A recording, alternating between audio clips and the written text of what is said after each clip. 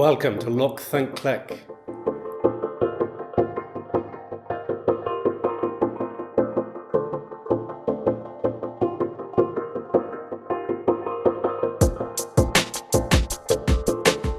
Why not just use auto on my camera?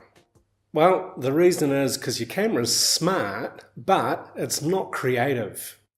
Cameras these days have got a huge amount of information built into them, and they can tell us it's so much. There's so much info built into these things that it can become confusing and it can become overwhelming. So the temptation is just to set it onto an auto mode, aperture priority or program or shutter priority, and just shoot.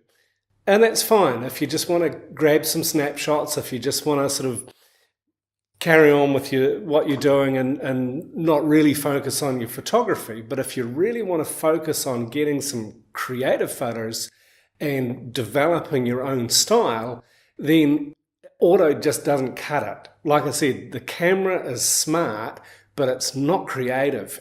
You're the creative component. The famous quote from Ansel Adams, he was a landscape photographer in the United States, and he said the most important part of a camera is the 6 inches behind it. You've got to be thinking about what you're doing, and being creative with your photography requires that you do the decision making, not the camera. Sure, there's a certain amount of creativity that you can get by snapping away using your camera like a point and shoot, but until you really take control of it and start thinking more deeply about your exposures and how you want to expose your photographs, then you're not going to be as creative as you possibly can. Working on auto is easy and it's quick and you don't have to think so much about it, or you can just concentrate more on composition and whatever else is happening. But if you're leaving out that component of taking control of the exposure, then you're losing a lot of that creative edge that you can have if you choose to expose your photographs manually. And sure, it takes more effort, it takes more learning, but I really would encourage you to do it. Give it a try and try it consistently. Because if you're not consistent with it, you're never going to get it. You're never going to get faster at it. You're never going to find that it becomes anything more than a pain. But if you consistently practice using manual mode, then you'll find after a time it will become second nature, and your photos will become more creative and more accurate in their exposures too, because the automatic settings, no matter how good your camera is, will not see exactly the scene that you're seeing and will not photograph it the way that you necessarily want to photograph it. A lot of times people say, I'll get concerned that I'll miss the shot if I'm not on auto. And sure, that's really valid. But if you don't take your camera off auto and regularly practice, you'll never get any better. And a lot of times the auto exposure function on the camera doesn't really give you a good exposure, especially when you've got backlight situation.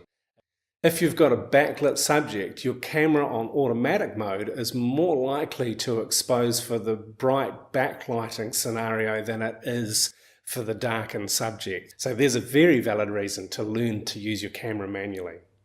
I had to when I first started. I had no option. My beautiful old Nikomat has no automatic function whatsoever. And so I had to learn to use this manually, completely manually. And it got me in trouble sometimes. I messed up exposures, I struggled with it. But ultimately, because I had no option, I learned how to do it because I wanted to create well-exposed photographs. Very, very simple light meter in this camera. It just would tell me if it was underexposed or overexposed or if it was correct. When I was just starting out at the newspaper, I had a desk job at a daily newspaper, and occasionally I'd get assigned to news jobs when all of the other photographers were out. And I can remember one day I was using this camera at the time, and I got told, hey Kevin, go and grab a 400mm lens. It was a 400mm f2.8 lens about this long. I'd never used anything like it. They said there'd been an accident on the motorway and that I was to go down with the reporter and to get a photograph of it. There was a flat deck truck that had somehow become pivoted over the median barrier, and it was blocking both the northern and southern lanes. And so we got down there, we had a lucky break, we just guessed the right place, and as we ran up the overbridge that we'd chosen to stop at, I could see the crane was just beginning to lift the truck off the median barrier. I knew I didn't have much time. It was just going to swing it around and put it down on the road. And so I put the camera up and I focused and I clicked and I shot a couple of frames, clicked some more, and just as they lifted the truck off and put it down again, and I thought, oh, wonderful, I've got the shot. It was perfect timing. If we'd been 2 minutes later, I wouldn't have got it. I would have missed it. And then it dawned on me, I hadn't checked my exposure. I just thought, oh no. So I put the camera back up and checked the exposure, and sure enough, that exposure meter was showing that it was perfectly exposed for the zone of the area where the truck had been on the road. I was so relieved.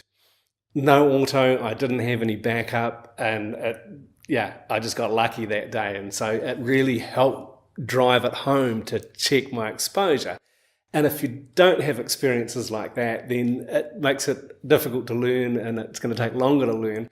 Or if you're on automatic, you're not going to be concerned about those things. And in that situation, if I had have had a camera that was on, say, aperture priority, I think the shot would have been underexposed. The detail in the truck and the crane and the action would have been underexposed because it was quite strongly backlit by the sky. And I would have had a shot that would have been really difficult. I may have still been able to pull some detail out of it when I processed the negative and printed it, but not sure. If you're in control of your exposure, which unfortunately I wasn't that day, I was just lucky, but the camera setting was right. And if the camera setting's just right, you're going to get a well-exposed image for whatever lighting conditions you're in. Once you've got used to using those manual settings, you'll get used to the feel of the light, and you'll get used to exposing for the light really well.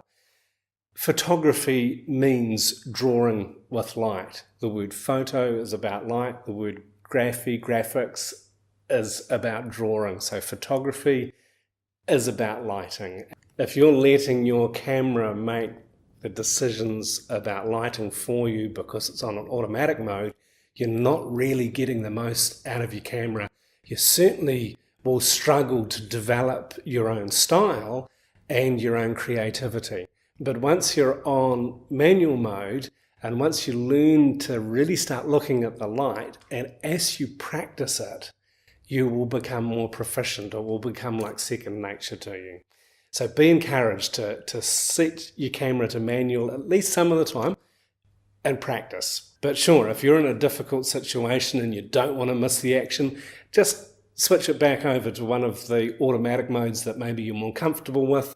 Get some of your safe shots, get them recorded on your card, and then flick it back over to manual and try again and get more creative with the lighting setup. Particularly in situations where there is high contrast, where you've got maybe a bright sunny day in the middle of the day, where you've got a lot of dark shadows and bright sunshine, the camera's not going to do a particularly good job of exposing.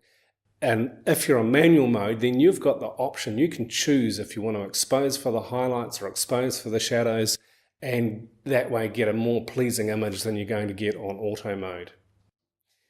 Please be encouraged, try it, practice it, learn it. Have a look at the article that I've published on our website about the elements that make up great photos. Have a read of it, study it, and learn about why manual exposure is so important to being a creative photographer.